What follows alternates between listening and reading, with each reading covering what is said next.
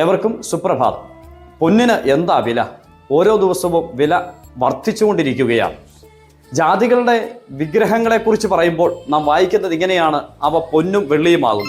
അങ്ങനെയെങ്കിൽ അതിൻ്റെ വില എത്ര ഉന്നതമാണ്, അല്ലയോ?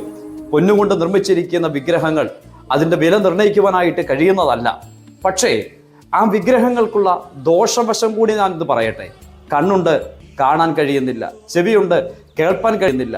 വായുണ്ട്, ശ്വസിക്കാൻ കഴിയുന്നില്ല, സംസാരിക്കാൻ കഴിയുന്നില്ല. കാലുണ്ട്, നടക്കുവാൻ കഴിയുന്നില്ല. അവയെ ഉണ്ടാക്കുന്നവരും അവയെപ്പോലെ ആയിത്തീരുകയാണ്. അയ്യോ, ഇതെന്തൊരു കഷ്ടമാണ്! പൊന്നിന് വിലയുണ്ട്. പൊന്നുകൊണ്ടുണ്ടാക്കിയ വിഗ്രഹം ദൈവമെന്ന് കണ്ട് ആളുകൾ ആരാധിക്കുന്നത് മൂല്യമില്ലാത്തതായിട്ട് തീരുകയാണ്. വളരെ സന്തോഷത്തോടെ പറയട്ടെ, ഒരു ദൈവമുണ്ട്. ആ ദൈവം ജീവനുള്ള ദൈവമാണ്. ആ ദൈവത്തിൻ്റെ മഹത്വത്തെ തിരിച്ചറിഞ്ഞ് ആ ദൈവത്തിന് വേണ്ടി ജീവിപ്പാൻ ഇടയായിട്ട് തീരട്ടെ. നമ്മെ അനുഗ്രഹിക്കുന്ന, ഐശ്വര്യമായിട്ട് വഴി നടത്തുന്ന, നമുക്ക് വേണ്ടുന്നതൊക്കെയും തന്ന് അനുദിനം പുലർത്തുന്ന, ഉന്നതനും ഉയർന്നവനും ശാശ്വതവാസിയുമായ സർവശക്തനായ ദൈവത്തെ അറിഞ്ഞ് മനസ്സിലാക്കി അനുഗമിക്കുവാൻ എല്ലാവർക്കും ദൈവം കൃപ നൽകി സഹായിക്കുമാറാകട്ടെ.